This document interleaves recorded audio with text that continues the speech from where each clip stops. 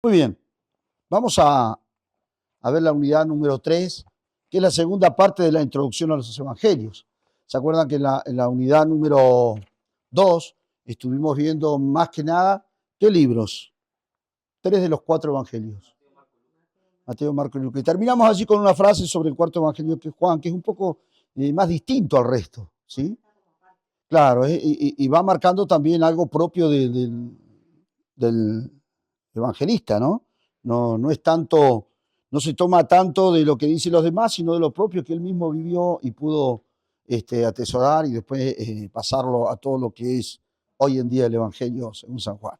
Y vamos a ver ahora algunas cositas más que nos van a ayudar para entender un poco más todo esto de los 4 evangelios, el evangelio cuádruple o cuadriforme, el verdadero evangelio y otros evangelios, porque no solamente está lo que nosotros tenemos, sino que si ustedes han leído, se dan cuenta que han habido otros escritos más, claro, que fueron también como ayudando a tomar forma y que en algunos tiempos se usó como parte de la escritura. Y después, cuando se hizo el canon, se determinó qué es lo que iba a quedar y qué es lo que iba a ser sacado.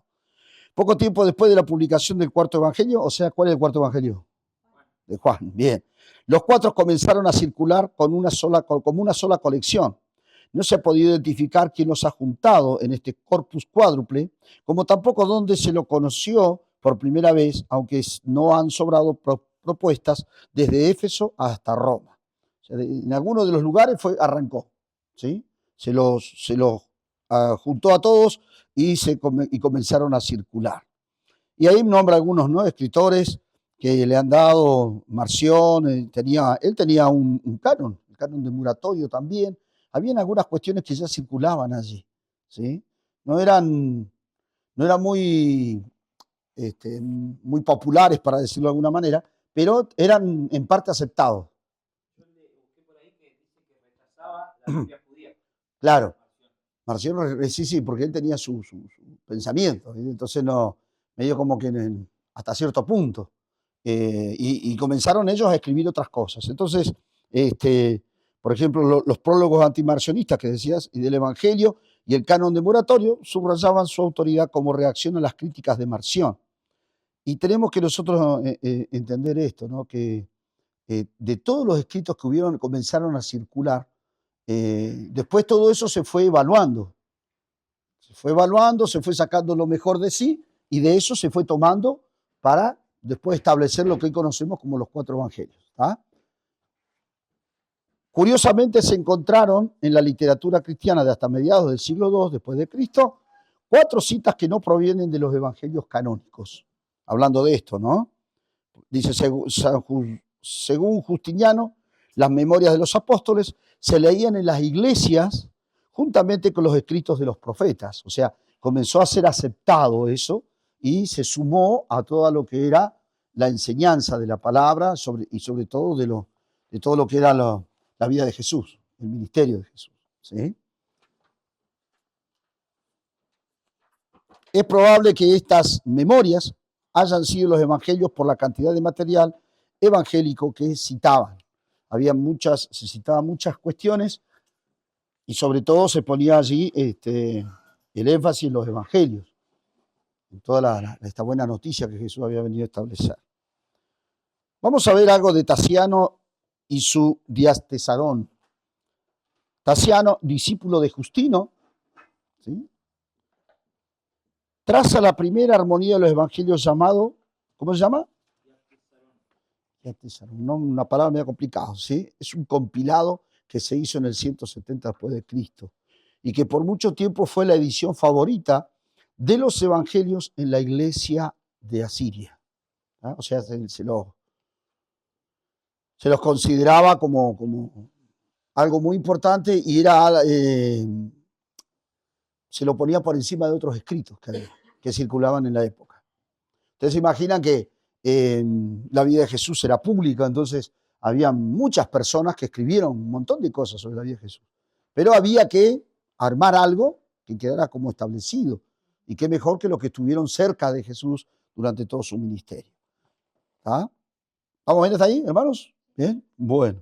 Tasiano comenzó su compilación con Juan, capítulo 1, verso 1 al 5, y tal vez la terminó, dice allí, desde hasta el 21 o 25, o sea, hasta allí llegaba. ¿Sí? Su material de trabajo fue el corpus de los 4 evangelios. Incluye material extracanónico, o sea, fuera del canon, consideró otras cosas aparte de eso, y modifica la fraseología original. Pero eso no modifica el hecho de que haya utilizado los 4 evangelios como base. Él comenzó a compilar información, a juntar, y juntó desde Juan hasta el capítulo 21, pero tomó también material fuera de lo que era canónico, de lo que era aceptado, digamos, ¿no? Sin embargo, ese esfuerzo lógico de Tasiano destruye de alguna manera algo de valor de cada obra, ya que cada una de ellas presenta a Jesús con un determinado perfil, como veremos oportunamente. Si bien la primera armonía de los 4 evangelios y muy valiosa desde el punto de vista técnico, erosiona el valor que tienen los evangelios por separado. ¿Se entiende ahí? ¿Alguna pregunta hasta ahí? ¿Sí? ¿Se va entendiendo? Muy bien. Eso es en cuanto a Tasiano, Hermógenes. Pero también dice el testimonio de otros padres de la iglesia, otros más que escribieron. Y vamos a ver algunos, ¿sí? Ireneo fue uno. Confirma la autoridad de los 4 evangelios. Para él, la cuadruplicidad de la presentación del evangelio es axiomática. ¿Sí? ¿Qué es axioma? ¿Qué es un axioma? Por medio de un razonamiento deductivo se construye una teoría. Muy bien. Espectacular. Yo le busqué algunas palabras también para que ustedes puedan tener. ¿Sí? ¿Cómo dijimos? A ver. Axioma, método para construir teoría matemática y lógica. ¿Y ahí cómo teníamos? Por medio de un razonamiento deductivo se construye una teoría. Bien. Axioma es algo evidente, según la Real Española, es evidente, indiscutible, incuestionable. El axioma es una proposición tan clara y evidente que se admite sin necesidad de demostración. ¿Está? ¿Se los digo de nuevo? Axiomática, como dice ahí, ¿sí? Viene de axioma. ¿Estamos bien hasta ahí? Y axioma es una proposición, o sea, se propone algo que es tan claro y tan evidente que no necesita ser demostrado. ¿Sí? Entonces, ¿qué quiere decir esto? Que la presentación del Evangelio es axiomática, o sea, indiscutible para el cristianismo. ¿Sí? Y la compara con los 4 puntos cardinales o los 4 vientos principales. Eso hace Ireneo, uno de los padres de la iglesia. Otro es Clemente de Alejandría, contemporáneo suyo, distingue los 4 evangelios que nos han sido legados de los escritos no canónicos.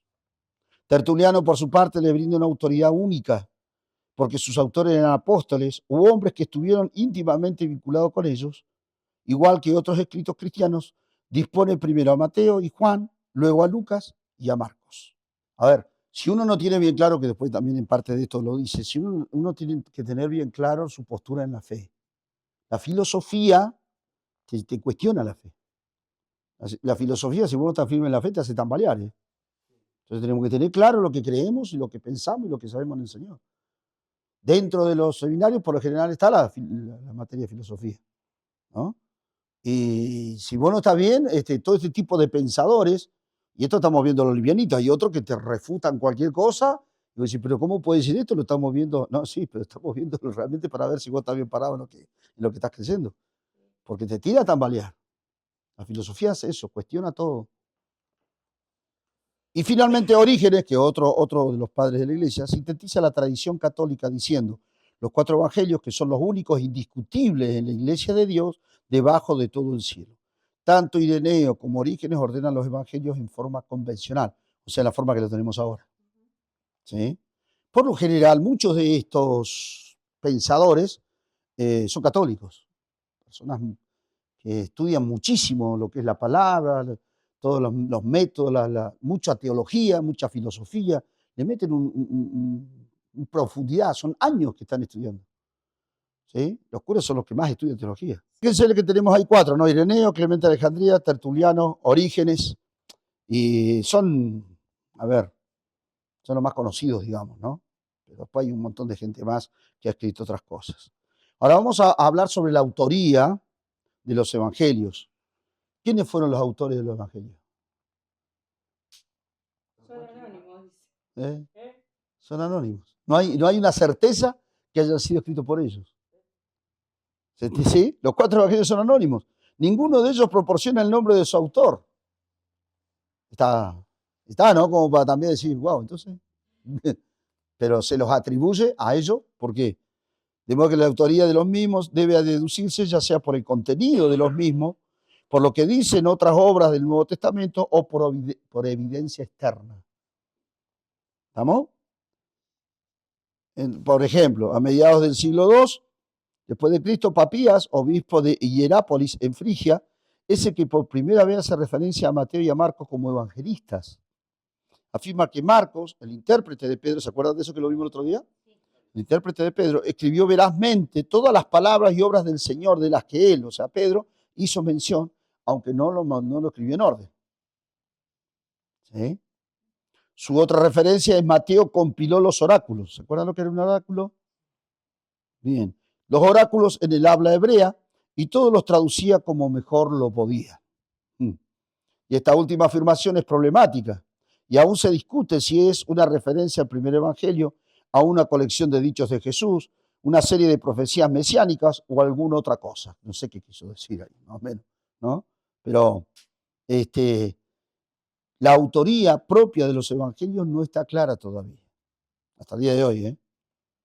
Se puede deducir, pero no podemos llegar a decir específicamente, le escribió Mateo, le escribió Marcos, ¿no? De Lucas podemos llegar a decir que sí, pero después del resto. ¿Ah?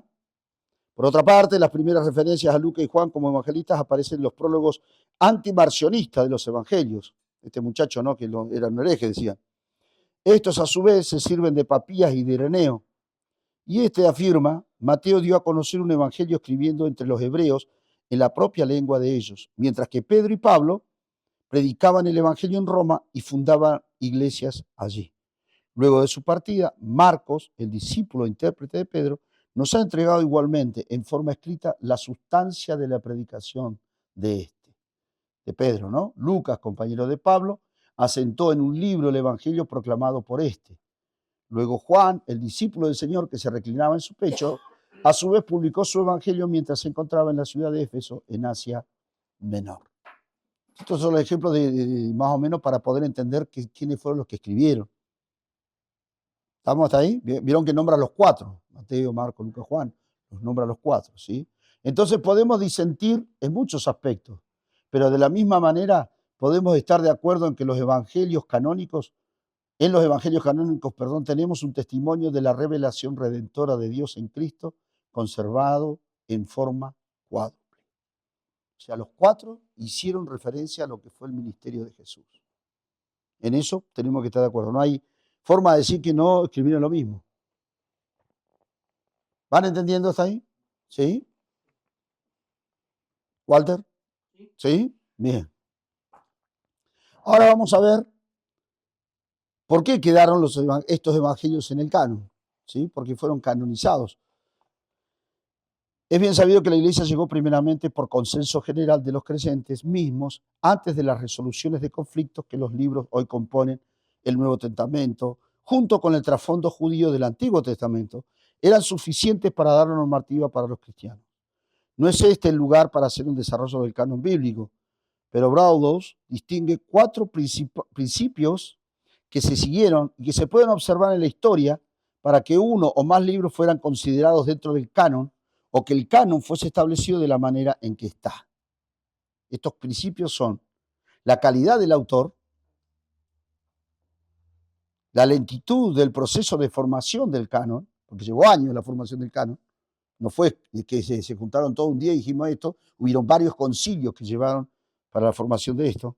Las colecciones parciales que precedieron a la colección plena y final, o sea, el juntado de material para luego terminar con una obra completa, y algunos libros fueron admitidos en el canon con más evidencias que otros. Como ya vimos y estudiaremos más a fondo, a tratar con los evangelios en particular, las citas patristas sobre los sinópticos son abundantes y aparecen temprano en el segundo siglo, y en esta época los 3 sinópticos, Mateo, Marcos y Lucas, circulaban como un corpus ya formado. Ya, sí. Este Broadus, Sí, no sé cómo se pronuncia, J.A. Broadus, que es un teólogo bautista. Él estudió usando las herramientas que antes leímos o vimos y llegó a esta conclusión. claro.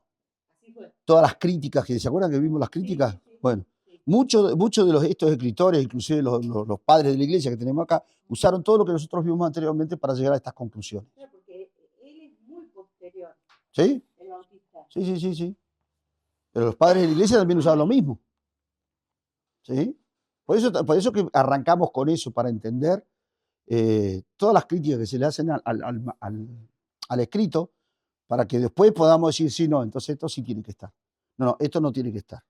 Porque hay varios libros que no están en el canon, ¿eh? Hay muchos libros que quedaron.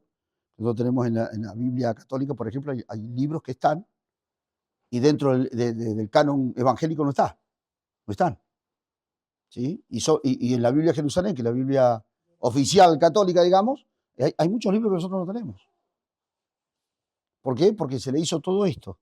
¿Sí? Todas las críticas y todos los exámenes, las evidencias, y costó ponerse de acuerdo. Hubieron varios concilios, varias veces se juntaron para poder ponerse de acuerdo. Entonces, fíjense los 4 puntos que hay que tener en cuenta para que ellos consideraran un libro canónico. Claro. ¿Sí iba a preguntar algo? ¿No? La calidad del autor, o sea, no es la calidad del autor en el hecho de decir que bárbaro como escribe, ¿no? Sino está hablando de que el autor tiene que haber sido alguien que estuvo presente en eso. Porque no se olviden que los discípulos, por ejemplo, que son algunos de los que escribieron, eran del vulgo, era gente que no tenía mucha cultura. ¿Sí? Entonces, no habla de la calidad de personas, sino de lo que realmente está diciendo. Si es veraz, si es cierto. ¿Está? La lentitud del proceso de formación del canon, o sea, que lleva tiempo y discusiones. Las colecciones parciales, o sea, qué es lo que se juntó para decir, ¿se acuerdan lo que hizo Lucas después de haber estudiado mucho? Oh, querido Teófilo, te mando esta carta. Después de haber investigado tanto, ¿no? Juntó todo y después escribió.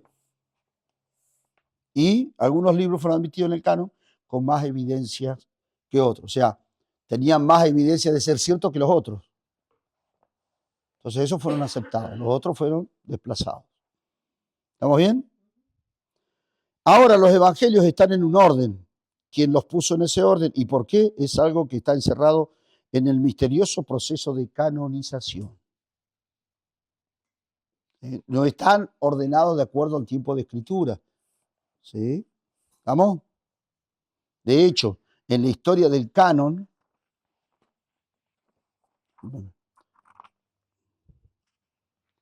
del Nuevo Testamento, no siempre estuvieron así. Lo único que podemos hacer sobre este u otro ordenamiento es conjeturar, en función de sus propósitos y de sus contenidos, conjeturar alguna respuesta.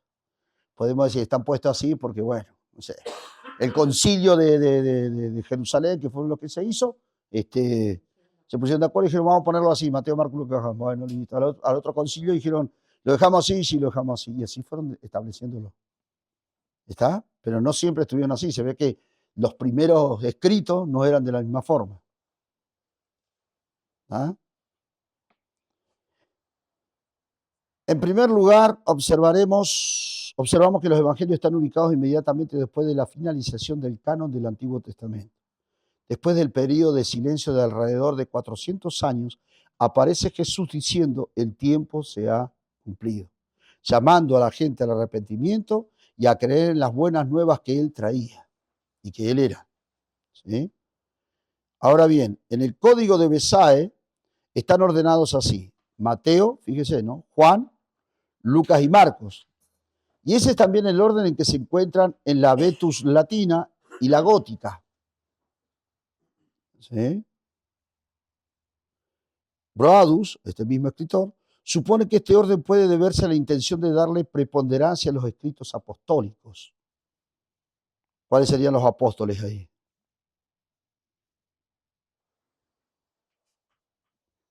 Los que estuvieron con Jesús. ¿Cuáles serían? Claro, el recaudador de impuestos. Juan. ¿Por eso lo puso segundo? Y ese es también el orden que se encuentra en la Vetus latina y la gótica. Bueno, eso que dijimos ahí. En En tal caso, Mateo está antes que Juan, porque se creía que aquel había sido escrito antes que este, y era un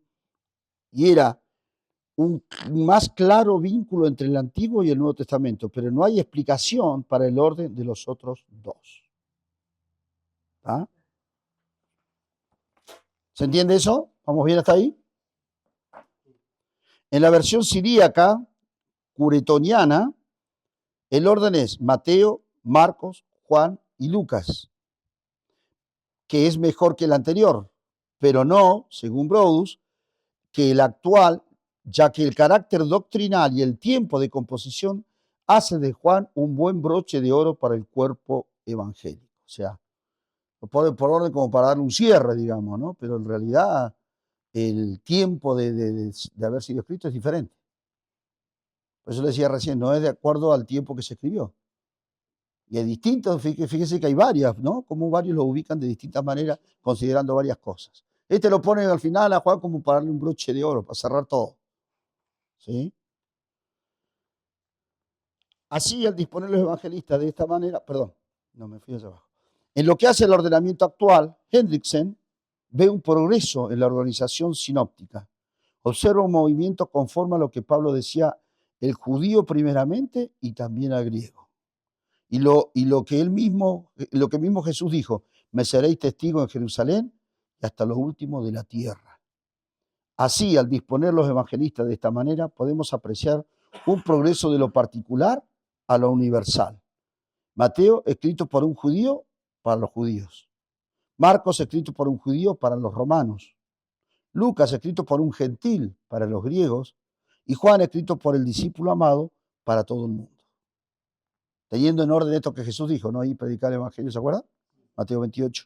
Entonces, teniendo en cuenta eso, Hendrickson lo ubica de esta manera. Y él cree que es lo más coherente como para respondiendo a ese mandamiento que hizo el Señor, ¿no? Y así, sí, así estaría actual. Sí. Mateo, Marcos, Lucas y Juan. Claro, ya está ubicado de esa manera. Robertson asegura que en los concilios de la Odisea, fíjense los concilios que hubieron, en el tercer concilio de Cartago y en el de Hipona, Mateo figura en el primer lugar en la literatura canónica del Nuevo Testamento. En todos esos concilios se le dejó a Mateo en primer lugar. ¿Sí? O sea, siempre en todos está Mateo. Claro, en la mayoría sí está Mateo, porque Mateo, bueno, fue uno de los que estuvo ahí presente, en todo. ¿Sí? Uno de los primeros llamados. Entonces, a Mateo se lo considera, por eso dice, de un judío para los judíos. Claro, porque era un judío. Claro. Aunque lo tenían como traidor y como todo, claro. Quería matarlo, tipo, pero bueno, él escribió después eso, ¿sí? Entonces, fíjese, todos los concilios que hubieron, ¿no? Hubieron otros antes de este, porque hubieron otros concilios más, pero ya ahí tenemos 3 por lo menos. La Odisea, en el 363, 397 y en el 419. Ahí dijeron, bueno, dejemos a Mateo en primer lugar y vamos llevando el resto de acuerdo a este pensamiento, ¿no? Que tiene su coherencia si nosotros lo vemos y respondemos también al llamado del Señor, ¿no? A llevar el Evangelio hasta lo último de la tierra. ¿Sí? ¿Alguna pregunta hasta ahí les queda claro? ¿Sí? Uno puede estar de acuerdo yo estoy de acuerdo con Hendrickson porque es como que responde al mandato, ¿no? Pero bueno, uno también tiene que saber que hubieron otros pensadores que ubicaron los libros de determinadas maneras, claro. Los evangelios como escritos del canon. Los diferentes tipos de escritos que encontramos en el Nuevo Testamento pueden ser agrupados como sigue. Los evangelios, acá ya tenemos un orden, ¿sí? Los hechos de los apóstoles, las epístolas de Pablo y epístolas generales o católicas. Y el Apocalipsis. ¿Estamos bien hasta ahí? ¿Sí? ¿Por qué dice epístolas generales o católicas? Porque era para todo el mundo. Ajá. Las cartas. Pero fíjense que ya está más o menos dado el orden, ¿sí? Los evangelios, la buena noticia, los hechos, que está más o menos ordenado como lo tenemos en la Biblia, ¿sí? las epístolas de Pablo, ¿sí? Romanos, los romanos escritos por Pablo. Hechos, ¿quién lo escribió? Algunos se los atribuyen a Lucas. Después lo vamos a ver. Algunos se lo atribuyen a Lucas, el libro de Pablo. ¿Sí? ¿Ah? Y epístolas generales o católicas y bueno, el libro profético que es Apocalipsis. Esta división puede verse en otros términos donde los evangelios seguirían con el mismo nombre para formar un estilo literario en sí. Luego vendría un documento histórico, luego el cuerpo epistolar y finalmente el único libro profético del Nuevo Testamento que es Apocalipsis. Y este orden nos dice algo.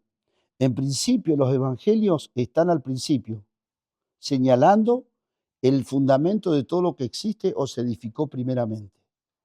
Básicamente, si no tuvieran los evangelios, no estaría la iglesia. Sí, porque el fundamento de la fe es eso, ¿verdad? Hechos, como veremos, presenta un nexo entre todo el cuerpo doctrinal y los evangelios. ¿Vamos, ya está ahí? Poniendo un fundamento histórico al surgimiento de la iglesia, o sea, cómo nació la iglesia. Luego, toda la doctrina, o sea, los mandamientos, diríamos, todo lo que tenemos que hacer como para que podamos conducirnos. Y finalmente los relatos escatológicos y la consumación futura de la obra de Dios en Cristo. ¿Queda claro todo eso? Es el orden que tenemos dentro de la Biblia ahora. Sí. Los evangelios, el tipo de escrito y el trabajo redaccional. Fíjense que hay varias cosas que allí nosotros tenemos que tener en cuenta, ¿sí? El hecho de que los evangelios, uno más que otro, presentan ciertos aspectos de Jesús en forma más o menos detallada, desde su concepción o aún antes de ella hasta su ascensión, subrayando algunos momentos de su infancia, pero sobre todo su ministerio, y en él sus palabras, enseñanzas, discusiones, tentaciones, luchas, embestidas espirituales, sentimientos, etcétera, da la idea de que los escritores desarrollaron una biografía o vida de Jesús, ¿sí? ¿Cuántos han leído la biografía de alguien o escritos de alguna persona? ¿Sí? ¿Qué entra dentro de un escrito de la biografía de una persona, por ejemplo? Y todos los hechos que tuvo a lo largo de su vida, o sea, todo lo que hizo que la convirtió en alguien meritorio para ser estudiado, todo, dónde nació, dónde vivió, qué hizo, cómo murió, Bien. todo, absolutamente todo entra en la Y bibliografía. cuando entra el detalle de la persona, ¿qué dice? ¿Dice algo de la persona? Bien, sí. Espérenme que porque quiero resaltar algo que me interesa y que es bueno que también nosotros lo podamos tener presente, ¿sí? Entonces, estamos hablando de una biografía, ¿verdad? Carácter, dijo usted. Bien, ¿qué más? Tiene que ser porque describe, la bibliografía describe. Bien, describe. Biografía, no otra cosa. ¿Eh? Bibliografía es de libro. No, la biografía habla de la vida, la persona, ¿sí? Por eso. Pero yo para ubicarme en la persona, ¿cómo hago para...? Yo tengo que hablar de Walter. Su origen, dónde nació. Bien, entonces sí, bárbaro, pero yo para hacerme la imagen de Walter. Bueno, y ahí está el carácter. ¿Está dentro de eso, de la biografía, la descripción? Entra en una biografía de descripción de la persona. Es alto, petizo, gordo. ¿No? Sí, creo que sí. Para mí sí. Sí, bueno, sí, ¿sabes por qué sí? Yo me acuerdo de una que me marcó mucho. Ana, que es la señora esta Que salvó a muchos chicos, judíos de la masacre, sí. ciega. Entonces describían ¿Cómo era ella? cómo era ella.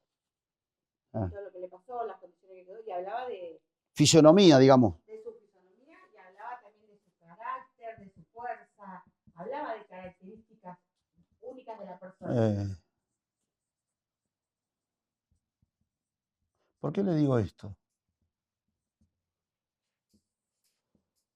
¿Está esto en los evangelios sobre Jesús? Un poco sí, porque hay en algunas partes que yo recuerdo que dice que Jesús se enojó. Bien, estamos hablando de su carácter, ¿verdad? Ahí, cuando dice sí, y si se enojó, se subió la moto, digamos. todo, está hablando de su carácter. Claro, su carácter, bien ahí. Después cuando decían él no llevaba nada cuando caminaba y andaba, eso también es una forma de... Sí, pero no habla de su fisonomía. ¿Se acuerdan que yo el otro día prediqué algo de esto? Y les dije que él cargó el madero, ¿se acuerdan? Sí. ¿Pero por qué él cargó el madero? Porque estaba acostumbrado. Porque estaba acostumbrado. Trabajaba con la madera. Acuérdense que esa máquina, en ese tiempo no había máquina, no había nada para transportar los rollizos, todo eso, claro, era normal ese trabajo para él. Para ser un carpintero tenía que comenzar a trabajar, cortar el árbol y arrancar, De cero. claro, y con herramientas bastante rústicas, O sea, eso habla de que era un hombre muy fuerte. que tenía fuerza, que tenía un físico bien aceptable para caminar tantos kilómetros como caminó, ¿se entiende? Pero también algo interesante, que no habla de su fisonomía, sino de su... Cuando le hablan, no lo describe. No lo describe ni físicamente ni su aspecto. ¿Cómo era? Era petizo, como decía, ¿no? Era alto, era rubio. No decía cómo era ni nada. Claro, no dice. ¿No lo pensaron nunca eso? Yo quiero que piensen y que ustedes piensen esto también, porque va a haber gente, tenga el pensamiento ahí. Porque va a haber gente que va a decir, pero ¿y cómo era Jesús? Pues yo me acuerdo que fui a ver a Jesús, el rubio de ojos verdes, El de la película. el de la película. Yo la fui a ver como 5 veces la película de Acá en Roca, en el cine. Me impactó tremendamente. Pero después leo la palabra y me dicen, no sé si Jesús era de ojos verdes y claro, con piel clara, como decía ella. Porque dice la palabra que Jesús se identificó en todo con nosotros. Y cuando dice en todo, hasta en eso. ¿Por qué no está la descripción? Y esto es una conclusión a la que yo llego. Porque ¿qué haríamos nosotros? Haríamos una imagen y empezaríamos a adorar. Sabiamente. Claro, tal cual. Entonces uno lo pone de pelo negro y ojos negros y tez media morena, otro de ojos celeste y rubio, impresionante, porque no sabemos. Porque Era Dios, algo que él decía, no, claro, no adorarás ni imagen ni... porque Dios es sabio y Dios conoce nuestro corazón y Él sabe que si describía a Jesús como era, lo primero que íbamos a hacer es hacer una estatua, una imagen, lo que sea, para ir a adorar y no buscar la relación directa con Él. Viene la sabiduría del Señor, ¿no? Hasta en eso, en esos pequeños detalles, porque, bueno, nosotros tenemos la tendencia a idolatrizar las cuestiones. Entonces el Señor lo hizo, bueno, sí le vamos a mostrar a Jesús, pero no le vamos a decir todo, porque si no se van a empezar a hacer lo que no tienen que hacer. Y volveríamos a caer en la idolatría. ¿Qué haríamos nosotros si tuviéramos un detalle perfecto de cómo era su rostro, sus ojos? Hubiéramos tenido una foto pegada en el centro. Seguro, seguro. Pues eso es parte de la sabiduría y algo que a mí me impactó y siempre lo comparto es esto, ¿no? Saber que el Señor nos cuidó hasta de eso.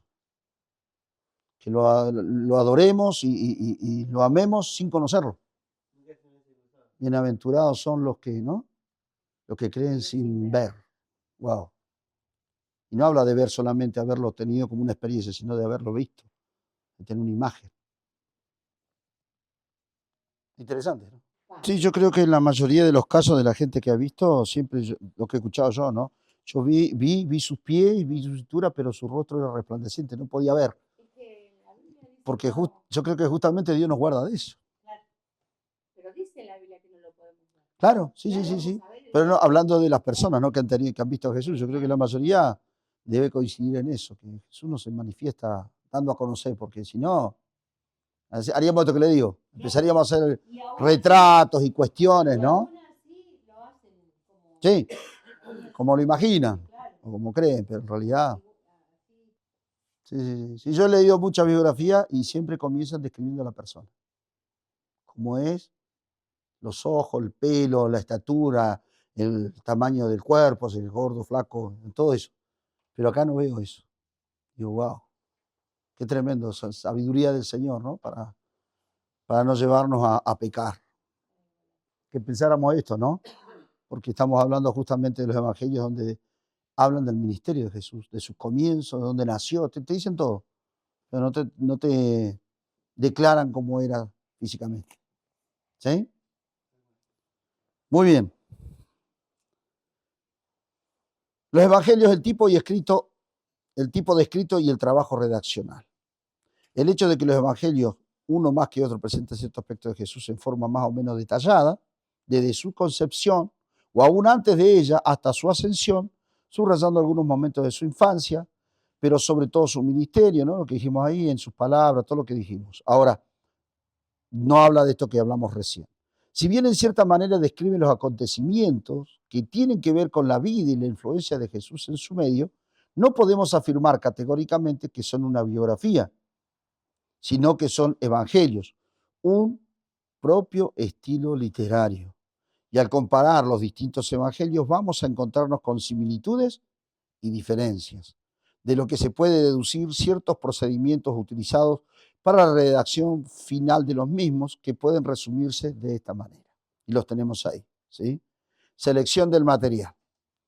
Es obvio que los evangelistas no usaron todo el material de que disponían, sea de fuentes, ya Marcos o Lucas, como de sus propias memorias o experiencias, como Mateo y Juan. En función de lo que tenían en mente escribir, la idea que intentaban transmitir, los escritores seleccionaron el material más apropiado para ello. ¿Se entiende? Tenían mucho para escribir, ¿sí? Por eso vio que creo que el Evangelio de Juan dice, si tuviéramos que escribir todo lo que Jesús hizo, no cabrían los libros en el mundo. ¿Se acuerdan de eso? ¿Ah? Sí, búsquelo. Juan capítulo 20, versículo 30 y 21, 25. ¿Qué dice? Además, Jesús, muchas otras Ahí está. señales en presencia de sus discípulos, las cuales no están escritas en este libro, pero estas se han escrito para que creáis que Jesús es Cristo. Bueno, ya ahí ya el versículo no es el 30. que tendríamos que buscar. Hizo además Jesús Muchas. señales en presencia de sus discípulos, las cuales no están escritas en este libro. Nada. ¿Se entiende? ¿Y el 21-25 qué dice? Un poquito más adelante. 25 dice, y hay también otras muchas cosas que hizo Jesús, las cuales si se escribieran una por una, pienso que ni aún en el mundo cabrían cabrían los libros que se habría de escribir. Amén. ¿Está? O sea que es un resumen de lo más interesante, o no sé cómo llamarlo, porque todo es interesante en la vida de Jesús, ¿no? Pero de lo más destacable para que podamos nosotros creer. Con esto que escribimos, muchachos, usted tiene que creer, ya está, no le podemos escribir todos los detalles, ¿no? Entonces se hizo un resumen de todo eso y se eligió el material. Disposición y articulación del material.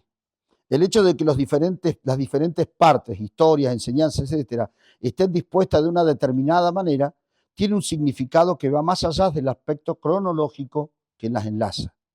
O sea, en el orden del tiempo, quiere decir eso, ¿sí? Un cambio de disposición en el material hace un cambio en la significación teológica.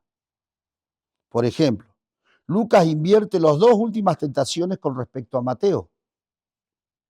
Probablemente esto tiene que ver con el hecho de que el episodio comienza y termina en el templo de Jerusalén. También Juan pone al principio la limpieza del templo, mientras que los otros sinópticos lo ponen después de la entrada triunfal. ¿Cómo se van ordenando las cuestiones, sí? Los hechos son los mismos, pero van siendo ordenados de una manera determinada. ¿Está bien? Para que pueda entenderse el material que se está escribiendo. Y lo otro es la acomodación del material. Al insertar un material dentro de un nuevo contexto, aquel sufre ciertos cambios, no solo desde el punto de vista interpretativo, otro contexto que lo define, sino desde el punto de vista lingüístico. Al texto, para coordinarlo con el resto del contexto, hay que modificarle ciertas palabras, mejorarlos estilísticamente, transponer ciertas pericopas, etcétera, etcétera, etcétera. ¿Sí? O sea, el lenguaje, lo que se usa, lo que se dice, también tiene que estar acorde. No puede estar hablando de un tema y después saltar con bueyes perdidos para otra cosa. Tiene que estar relacionado, a eso se refiere. ¿Sí? Entonces se va acomodando el material de acuerdo a un orden también. ¿Vamos bien hasta ahí? El resultado de todo esto son los 4 evangelios, 4 perfiles de un único ministerio que 4 personas nos dejaron. Cada uno encierra un mensaje, cada uno posee sus características que le son propias. Cada uno constituye desde el punto de vista literario una obra de arte en sí y desde el punto de vista espiritual una fuente de revelación y enriquecimiento para nuestra